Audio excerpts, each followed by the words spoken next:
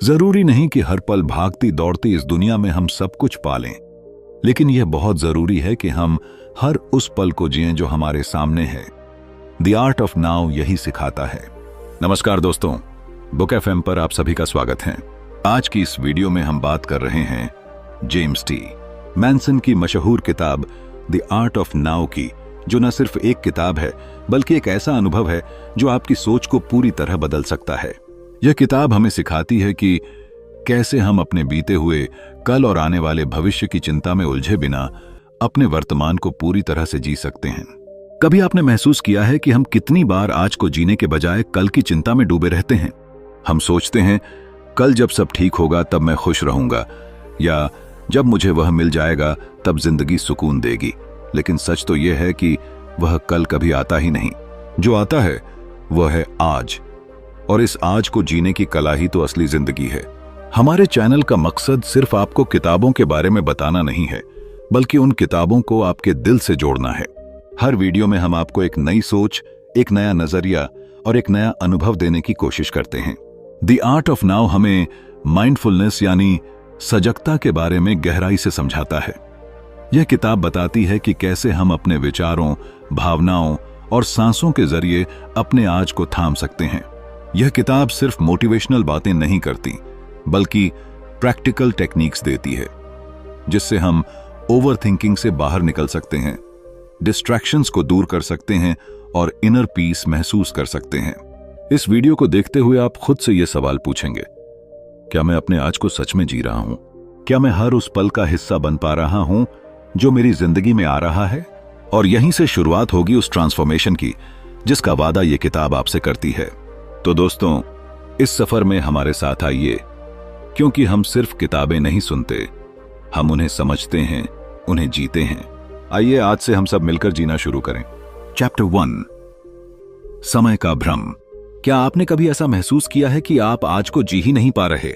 जैसे हर वक्त या तो बीते हुए कल की यादें आपके दिल दिमाग पर छाई रहती हैं, या फिर आने वाले कल की चिंता आपको चैन से बैठने नहीं देती। यही तो है समय का भ्रम। हमारी जिंदगी का एक बड़ा हिस्सा उन चीजों में उलझा रहता है जो या तो हो चुकी हैं या फिर अभी हुई ही नहीं है। और इस भागदौड़ में जो एकमात्र चीज हमारे हाथ में होती है, वर्तमान, वह हमसे फिसलती जाती है। एक छोटी सी कहानी है। एक आदमी नदी किनारे बैठा था। उसके हाथ में एक प्याला था जिसमें वह हर बार पानी भरता और तुरंत ही गिरा देता। कोई उससे पूछता है, भाई पानी क्यों गिरा रहे हो? तो वह कहता है, मुझे डर है कि कहीं कल प्यास न लग जाए। लेकिन उसी डर में वो आज की प्यास भी नहीं बुझा पाता। यही हाल हम सबका है। हम भविष्य की इतनी चिंता में रहते हैं कि वर्तमान को जीना भूल जाते हैं। सोचिए, क्या कोई ऐसा दिन याद है जब आपने पूरी तसल्ली से नाश्ता किया हो, किसी की आंखों में आंखें डालकर बात की हो बिना मोबाइल देखे, या बिना कुछ सोचे बस आसमान की तरफ देखकर मुस्कुराए हों? जेम्स टी मैनसन की किताब हमें झकझोरती है, बताती है कि वक्त एक मेंटल कंस्ट्रक्ट है। पास्ट अब केवल हमारी यादों में है और फ्यूचर हमारी कल्पनाओं में। लेकिन जो सच में हमारे पास है वह है नाउ।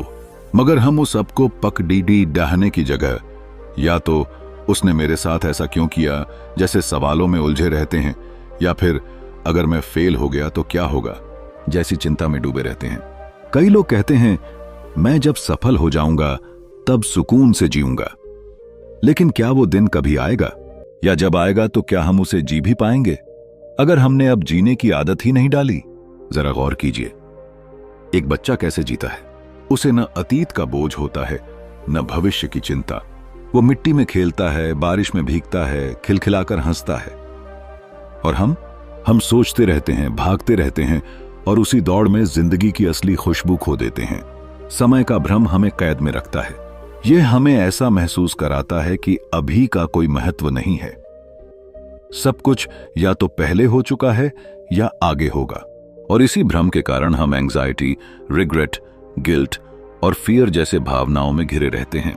लेकिन जब हम यह समझ जाते हैं कि हमारे पास सिर्फ वर्तमान क्षण है और वही असली जीवन है, तभी असली मुक्ति मिलती है।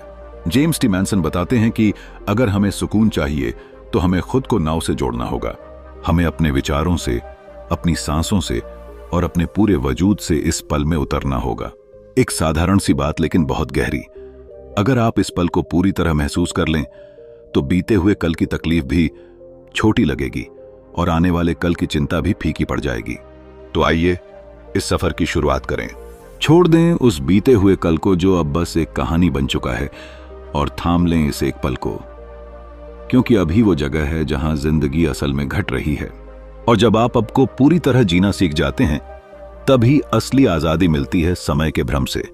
चैप्टर 2, माइंडफुलनेस क्या है? क्या आपने कभी सोचा है कि जब आप किसी से बात कर रहे होते हैं तब आपका मन कहीं और होता है, या जब आप कोई काम कर रहे होते हैं तो अंदर ही अंदर कोई और ही सोच चल रही होती है? यही तो है वो स्थिति जहां हम जीते तो हैं लेकिन सच में प्रेजेंट नहीं होते। इसी डिस्कनेक्ट को खत्म करने का नाम है माइंडफुलनेस, यानी सजगता।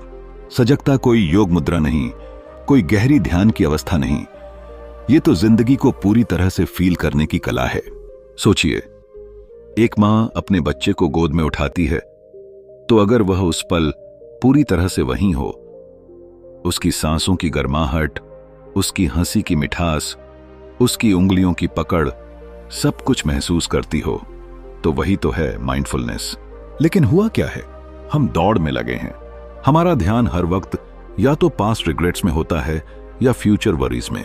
हमें लग रहा होता है कि जब सब कुछ सेट हो जाएगा तब हम चैन से जिएंगे, लेकिन वो चैन तो हमेशा कुछ दूर ही बना रहता है। हम अपने ही विचारों में उलझ कर रह जाते हैं और इसी बीच हमारा अब, हमारा आज फिसल जाता है। माइंडफुलनेस का मतलब है अपनी प्रेजेंट रियलिटी को बिना जज किए, बिना उसे बदलने की कोशिश किए, बस उसे पूरी तरह से स्वीकार करना।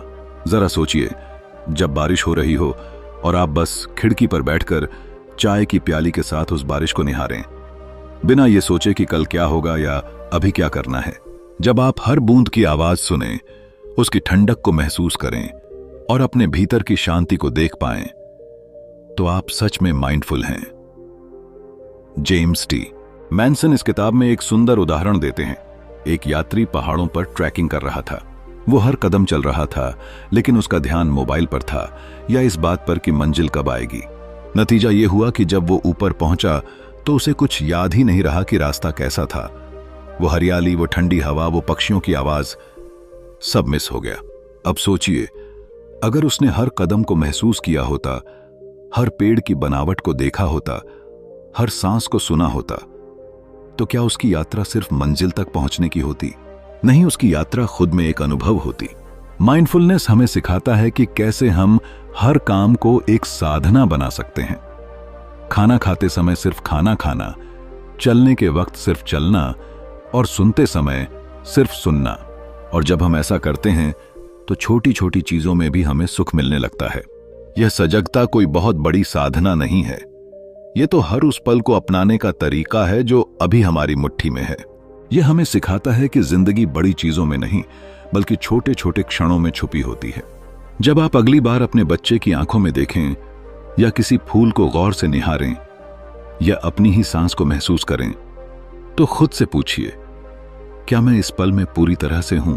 अगर जवाब हां है तो आप जी रहे हैं, सचमुच जी रहे हैं। माइंडफुलनेस यानी सजगता कोई एस्केप नहीं है, बल्कि यह तो जीवन के हर पहलू से जुड़ने का एक सशक्त तरीका है। यह हमें बताता है कि शांति बाहर नहीं, हमारे अंदर है, बस हम उसे महसूस करना भूल गए हैं। और इसीलिए सजगता को समझना सिर्फ एक मानसिक प्रक्रिया नहीं, बल्कि एक दिल से जी जाने वाला अनुभव है। चैप्टर 3, मन का जाल। कभी आपने सोचा है कि जब आप किसी खूबसूरत शाम के साथ बैठे होते हैं, आसमान गुलाबी रंग में रंगा होता है, ठंडी हवा आपके चेहरे को छू रही होती है और आपके हाथ में एक कप चाय होती है, फिर भी मन बेचैन क्यों रहता है? वो पल कितना सुंदर हो सकता था अगर आपका मन वहां होता।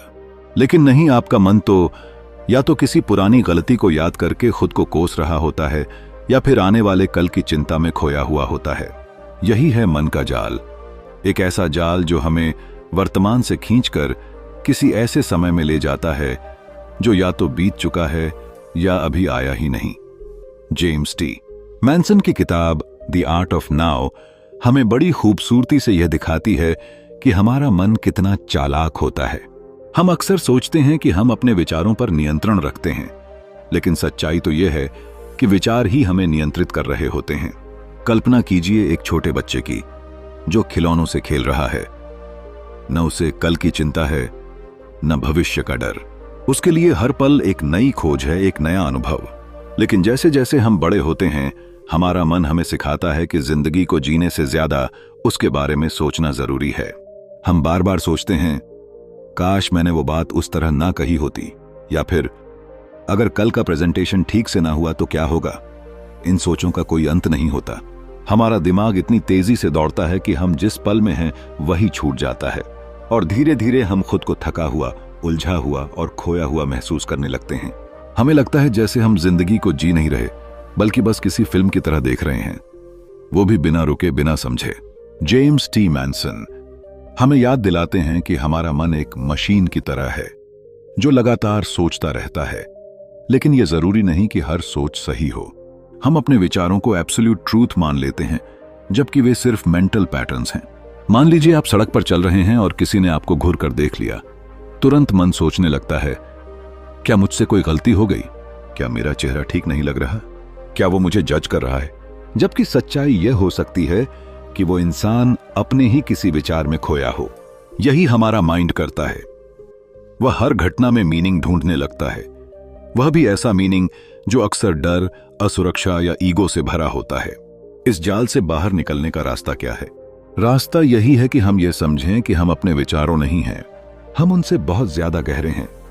हम वह चेतना हैं जो विचारों को देख सकती है, जो ऑब्जर्व कर सकती है। जब हम यह समझने लगते हैं कि हमारा माइंड हमें ट्रिक कर सकता है, तब हम धीरे धीरे उसे पकड़ने लगते हैं। जब अगली बार कोई चिंता दिमाग में आए तो खुद से पूछिए, क्या यह अब भी हो रहा है या सिर्फ मेरे मन की कहानी है? जैसे जैसे आप इस जाल को पहचानने लगते हैं, वैसे वैसे आपको एहसास होता है कि नाउ यानी अभी का पल ही असली जिंदगी है। और फिर आप उसी शाम को फिर से महसूस कर पाते हैं। वो गुलाबी आसमान, वो ठंडी हवा और वो कप चाय, इस बार मन के साथ, पूरी मौजूदगी के साथ। क्योंकि जब आप अपने मन के विचारों से एक कदम पीछे हट जाते हैं, तभी आप वास्तव में आगे बढ़ते हैं, शांति की ओर, सच्ची खुशी की ओर। और यही है उस जाल से मुक्ति का पहला कदम, अपनी चेतना को वापस वर्तमान में लाना। चैप्टर 4, सांस की शक्ति। जरा एक पल के लिए आंखें बंद कीजिए, कोई आवाज न सुनिए, कोई सोच न लाइए, सिर्फ अपनी सांसों को महसूस कीजिए। वो हवा जो आपकी नाक से अंदर जा रही है और फिर धीरे धीरे बाहर निकल रही है, यही तो है आपकी जिंदगी। यही वो पुल है जो आपके अस्तित्व को इस पल से जोड़ता है। सांस की शक्ति, खुद को वर्तमान से जोड़ना, इस विचार का अनुभव कराना एक ऐसी यात्रा है जो हमें हमारे सबसे करीबी और सबसे अनदेखे पहलू से मिलवाती है, हमारी ब्रेथ। जब जीवन की रफ्तार बहुत तेज हो जाती है, जब हम फ्यूचर की प्लानिंग और पास्ट की रिग्रेट्स में खो जाते हैं, तो एक चीज है जो हमें हमेशा अब में वापस ला सकती है, हमारी सांस। कई बार जीवन में हम इतने व्यस्त हो जाते हैं कि जीना ही भूल जाते हैं। सुबह उठते ही नोटिफिकेशंस, ईमेल्स, मीटिंग्स और जिम्मेदारियां हमें घेर लेती हैं, और इन सब के बीच जो चीज सबसे ज्यादा उपेक्षित होती है वो है हमारा अपना अंदरूनी कनेक्शन।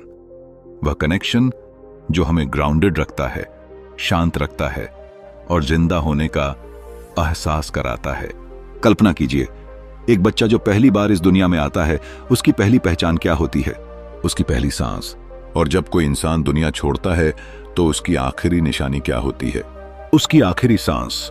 इस तरह देखें तो जिंदगी सांसों के बीच का ही खेल है, फर्स्ट ब्रेथ से लास्ट ब्रेथ तक। और इस खेल में जो व्यक्ति हर सांस को पूरी तरह से महसूस कर पाता है, वही व्यक्ति सच में जी पाता है। जब हम अपने सांसों पर ध्यान देना शुरू करते हैं तो चमत्कार घटने लगते हैं। मन जो इधर उधर भटक रहा होता है वो धीरे धीरे ठहरने लगता है।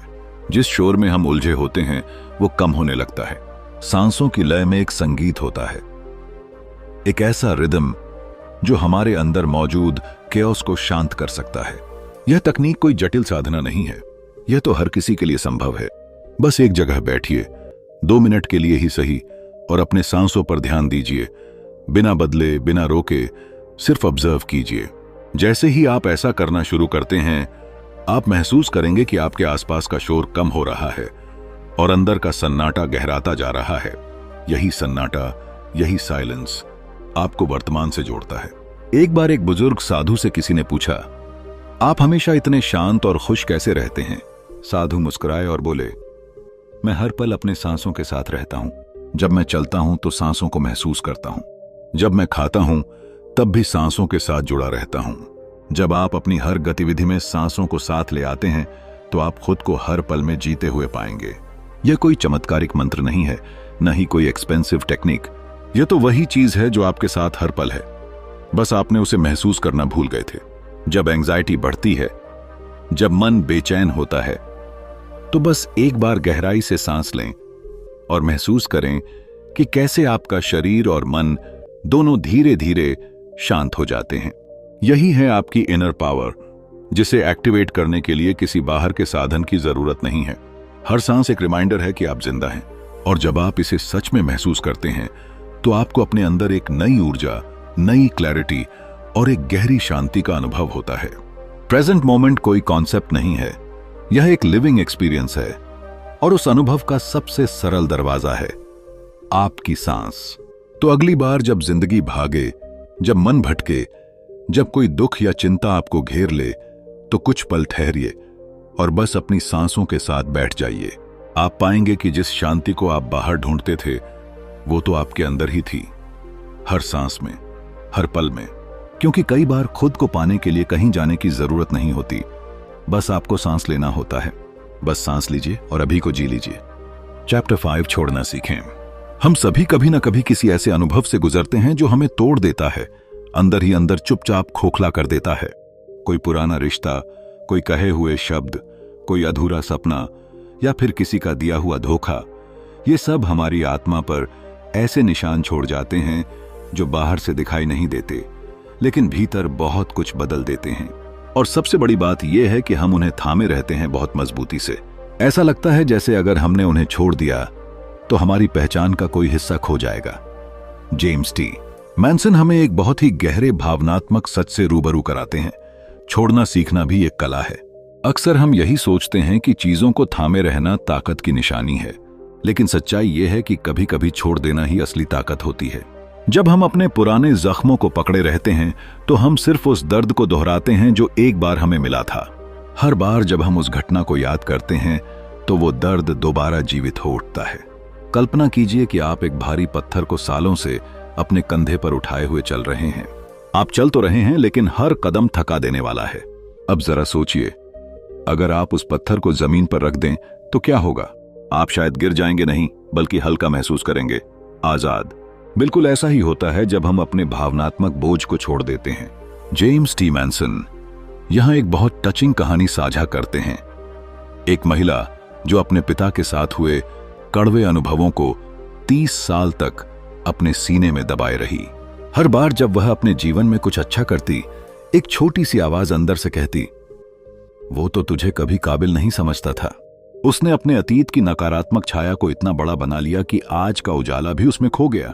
लेकिन जैसे ही उसने एक दिन आत्मा की गहराई से यह स्वीकार किया कि अब मैं उसे माफ करती हूं, क्योंकि अब मैं खुद को आजाद करना चाहती हूं, उसी दिन उसकी जिंदगी ने एक नया मोड़ ले लिया। माफ करना, छोड़ना, यह किसी और के लिए नहीं होता, यह हमारे अपने लिए होता है। हम दूसरों की गलती को पकड़कर अपनी ही आत्मा को सजा देते हैं। सच तो यह है कि हम उस अतीत को नहीं बदल सकते, लेकिन हम उसके असर को जरूर बदल सकते हैं। छोड़ना मतलब हार मानना नहीं होता। इसका मतलब होता है कि हम अब उस तकलीफ से अपनी पहचान नहीं जोड़ते। हम अब उस बोझ को नहीं ढोते जो कभी हमारा था ही नहीं। जब हम छोड़ते हैं तो हमारे अंदर एक खाली जगह बनती है, और उसी खाली जगह में प्रवेश करता है शांति का अनुभव। अगर आप आज इस वीडियो को देख रहे हैं और आपके दिल में भी कोई ऐसी चीज है जो सालों से आपको जकड़े हुए है, कोई पछतावा, कोई गलती, किसी की बेरुखी, तो एक बार खुद से पूछिए, क्या मैं तैयार हूं उसे छोड़ने के लिए? क्योंकि जब आप सच में छोड़ते हैं तो आप सिर्फ किसी याद को नहीं मिटाते, आप खुद को वापस पाते हैं। और यही है द आर्ट ऑफ लेटिंग गो, एक ऐसी कला जो आपको आपके सबसे सच्चे रूप से मिलवाती है। तो आइए, आज से हम बोझ उठाने के नहीं, उन्हें उतारने के हकदार बने, क्योंकि जब हम छोड़ते हैं तभी हम उड़ पाते हैं। चैप्टर 6, रिश्तों में वर्तमान। जब हम बात करते हैं रिश्तों की, तो अक्सर हमें लगता है कि बस साथ होना ही काफी है। लेकिन क्या सच में बस एक साथ बैठना या मिलना ही काफी है? कई बार ऐसा होता है कि दो लोग साथ तो होते हैं, मगर उनका मन कहीं और होता है। बातचीत के दौरान मोबाइल स्क्रीन में खोए रहते हैं या दिल की बात छुपा लेते हैं। ऐसे में रिश्ता सिर्फ एक नाम रह जाता है, एक दिखावा, और उस गहराई से कोसों दूर। हमारे जीवन में रिश्ते सबसे कीमती हैं, फिर भी हम उन्हें उसी तरह जीने का तरीका नहीं जानते जैसे हमें अपने जीवन के बाकी हिस्सों को समझना आता है। ये रिश्ते, चाहे वो दोस्ती हो, परिवार हो या प्यार, तभी खिलते हैं जब हम सच में प्रेजेंट हों, यानी पूरी तरह अपने साथी के साथ अब में मौजूद हों। कल्पना कीजिए एक जोड़े की कहानी। राम और सीमा दोनों एक दूसरे से बहुत प्यार करते हैं, लेकिन उनकी जिंदगी की भागदौड़ और काम की व्यस्तता ने उनके बीच एक अनजाना सा फासला पैदा कर दिया था। घर पर होने के बावजूद दोनों की बातें अधूरी रह जाती थीं, क्योंकि मन हमेशा कहीं और होता था। एक दिन सीमा ने राम से कहा, क्या हम कुछ वक्त ऐसा बिताएं जब हम सिर्फ एक दूसरे की बातें सुनें, बिना किसी डिस्ट्रैक्शन के। राम ने शुरुआत में इसे अनदेखा किया, लेकिन बाद में उन्होंने समझा कि यही उनकी जिंदगी की सबसे बड़ी जरूरत थी। उन्होंने तय किया कि रोजाना कम से कम आधा घंटा फोन और टीवी को दूर रखकर सिर्फ बातचीत करेंगे। धीरे धीरे उनकी नजदीकियां फिर से लौट आईं।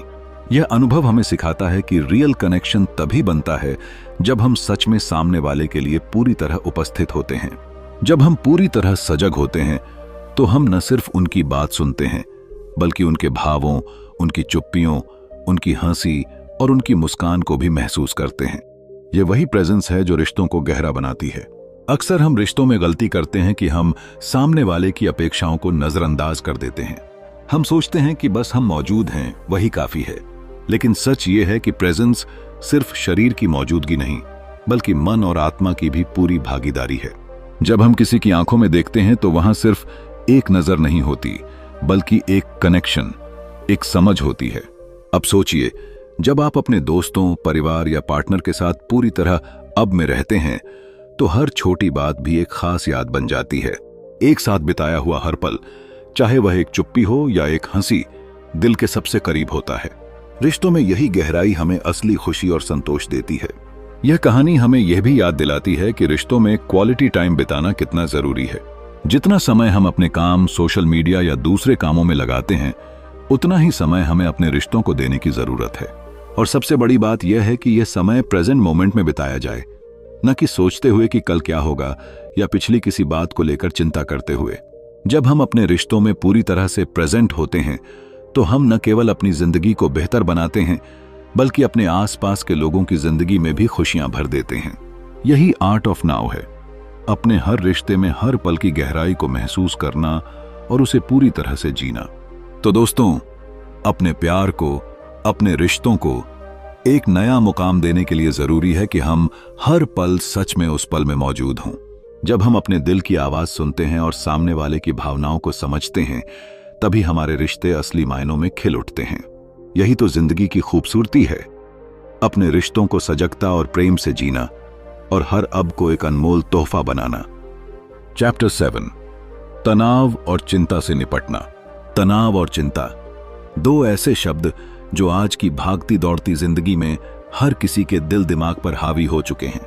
शायद आपने भी कई बार खुद को इस चक्रव्यूह में फंसा पाया होगा, जहां मन बेचैन रहता है, सांसें भारी हो जाती हैं और हर पल लगता है जैसे सब कुछ नियंत्रण से बाहर हो रहा है।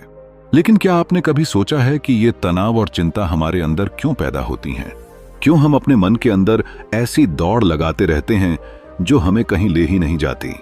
ये सारी उलझनें उस समय शुरू होती हैं जब हम अपने अब से कट जाते हैं।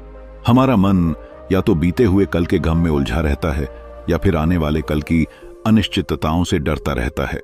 हम सोचते हैं, अगर ये काम हो गया तो सब ठीक हो जाएगा, या अगर ये नहीं हुआ तो मेरी जिंदगी बर्बाद हो जाएगी। इसी सोच की दौड़ में हम तनाव और चिंता के बवंडर में फंस जाते हैं। पर असल में जो सच में हमारा होता है वह यही पल है, यह नाव।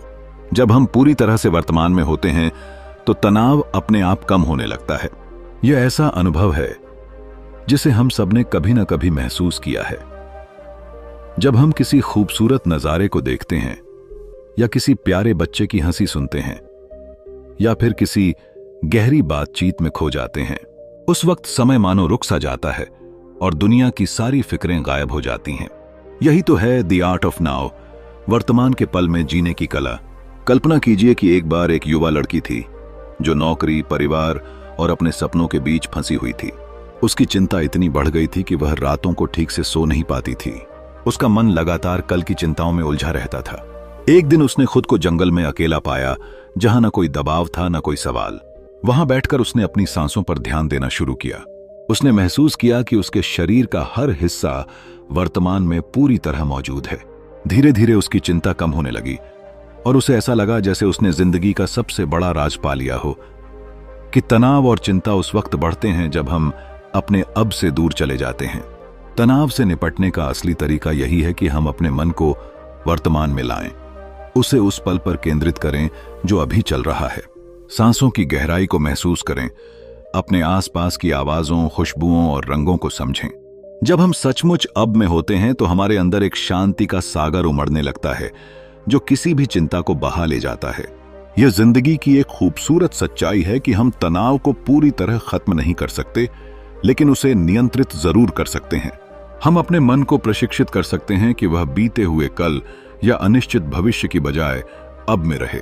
और जब हम ऐसा करते हैं तो हमारे विचार शांत होते हैं, दिल हल्का होता है और हम एक नई ऊर्जा से भर जाते हैं। दोस्तों, क्या आप तैयार हैं अपनी जिंदगी से उन अनजानी चिंताओं को निकाल फेंकने के लिए? क्या आप चाहेंगे कि हर दिन का हर पल आपकी खुशी और शांति का स्रोत बने? बस एक बार कोशिश करें अपने मन को इस अब के पल में बांधने की। शुरुआत करें अपनी सांसों से, अपनी छोटी छोटी खुशियों से, और देखिए कैसे तनाव की काली घटाएं छटने लगती हैं। आइए इस सफर में साथ चलें, जहां हम सीखेंगे कि कैसे अब में रहकर अपने तनाव और चिंता को मात दी जाए, क्योंकि असली शक्ति हमारे अंदर छुपी है, वहीं इस पल में। यही है द आर्ट ऑफ नाउ की सबसे बड़ी सीख। Your peace lies in your presence. जी, और जब हम अपने अब को अपनाएंगे तभी हमारी जिंदगी सच में खुशहाल बनेगी। चैप्टर 8, एक सजग दिनचर्या बनाना। हर सुबह की शुरुआत एक मौका होती है खुद से मिलने का, जीवन को नए सिरे से देखने का और उस अब में लौट आने का जिसे हम अक्सर अनदेखा कर देते हैं। लेकिन सवाल यह है कि क्या हम सच में उस मौके का लाभ उठाते हैं, या फिर दिन की शुरुआत ही होती है अलार्म की तेज आवाज से, आंखें अधखुली और हाथ मोबाइल की स्क्रीन पर। हमारी जिंदगी एक ऑटो पायलट। लेकिन सच्चाई यह है कि सजगता हमारे रोजमर्रा के जीवन में भी उतनी ही संभव है। बस हमें उसकी अहमियत समझनी होगी और उसे अपनी दिनचर्या का हिस्सा बनाना होगा। कल्पना कीजिए एक ऐसे इंसान की जो पहले हर सुबह घबराहट और उलझनों से भरा उठता था। उसकी सुबहें हड़बड़ाहट से शुरू होती थीं, ऑफिस की चिंता, ट्रैफिक का डर, ईमेल्स का प्रेशर। लेकिन जब उसने अपनी दिनचर्या में सिर्फ 10 मिनट का माइंडफुलनेस ब्रीदिंग जोड़ा तो उसकी मॉर्निंग्स का स्वाद बदल गया।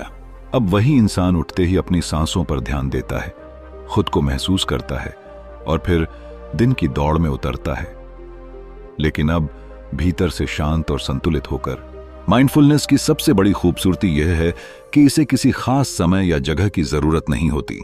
यह तो वहीं शुरू हो जाती है जहां आप हैं। जैसे कि चाय पीते वक्त उस चाय की महक को महसूस करना, नहाते वक्त पानी की बूंदों को अपनी त्वचा पर महसूस करना, चलते वक्त पैरों की जमीन से टकराहट को महसूस करना। यह सब छोटे पल हैं, लेकिन यही पल जब सजग हो जाएं तो पूरा जीवन बदल जाता है। और अगर हम अपनी डेली लाइफ को ही माइंडफुलनेस बना लें तो हमें किसी मेडिटेशन रिट्रीट या फैंसी सेल्फ हेल्प बुक की जरूरत नहीं। हमारी अपनी दिनचर्या ही हमारे भीतर की शांति का सबसे सुंदर माध्यम बन सकती है। तो चलिए इस सफर की शुरुआत यहीं से करते हैं, एक कप चाय से, एक गहरी सांस से और अपने अंदर के उस शांत सजग इंसान से मुलाकात के साथ। क्योंकि सच्चा माइंडफुलनेस फैंसी नहीं होता, वो तो बस आपके अपने जीवन में छिपा होता है, waiting to be found. Chapter 9, मौन और स्थिरता। एक बार एक बच्चा अपने दादाजी से पूछता है, दादाजी भगवान से बात कैसे होती है? दादाजी मुस्कुराते हैं, उसे पास बुलाकर कहते हैं, बेटा अगर तुम सच में भगवान की आवाज सुनना चाहते हो तो पहले अपने भीतर की आवाज को शांत करना सीखो। जब चारों ओर शांति होगी, जब मन स्थिर होगा, तभी तुम सुन पाओगे कि असल में जीवन क्या कह रहा है। यही है मौन और स्थिरता की शक्ति। हमारा आज का जीवन लगातार शोर से भरा हुआ है। मोबाइल की नोटिफिकेशन, ट्रैफिक का कोलाहल, सोशल मीडिया का हल्ला और हमारे मन के भीतर उठती हजारों आवाजें। हम इतने शोर में घिरे हैं कि खुद की सोच, अपनी भावनाओं और अपने असली अस्तित्व को ही सुनना भूल गए हैं। मगर जब कोई व्यक्ति सच में खुद को जानना चाहता है तो उसे उस शोर से बाहर निकलना पड़ता है। मौन सिर्फ बाहर की आवाजें बंद करना नहीं है, बल्कि अपने भीतर के तूफान को शांत करना है। मनुष्य की सबसे गहरी समझ, सबसे बड़ी रचनाएं और सबसे शक्तिशाली अनुभव उसी क्षण में जन्म लेते हैं जब भीतर शांति होती है। जब सब कुछ ठहर जाता है तब जो बचता है वही नाव है, वही वर्तमान है। मौन के क्षणों में आप देखेंगे कि समय जैसे रुक गया है। कोई जल्दबाजी नहीं, कोई डर नहीं, कोई सोचने की जरूरत नहीं, बस एक गहरा अनुभव कि मैं हूं और यह क्षण ही सब कुछ है। इसे आप ऐसे समझिए, मान लीजिए आप एक झील के किनारे बैठे हैं। अगर पानी लगातार हिल रहा है तो आप झील में कुछ नहीं देख सकते, लेकिन जैसे ही पानी स्थिर होता है, नीचे की सारी परतें, सारी गहराई साफ दिखने लगती है। ठीक वैसे ही जब मन स्थिर होता है तो आप अपने भीतर की सच्चाई को देख पाते हैं। जेम्स टी मैनसन इसी सत्य को पकड़ते हैं। वह मौन को एक साधना की तरह पेश करते हैं, एक ऐसा मार्ग जो हमें भीड़ भाड़ भरी जिंदगी से निकालकर हमारी आत्मा की आवाज से जोड़ता है।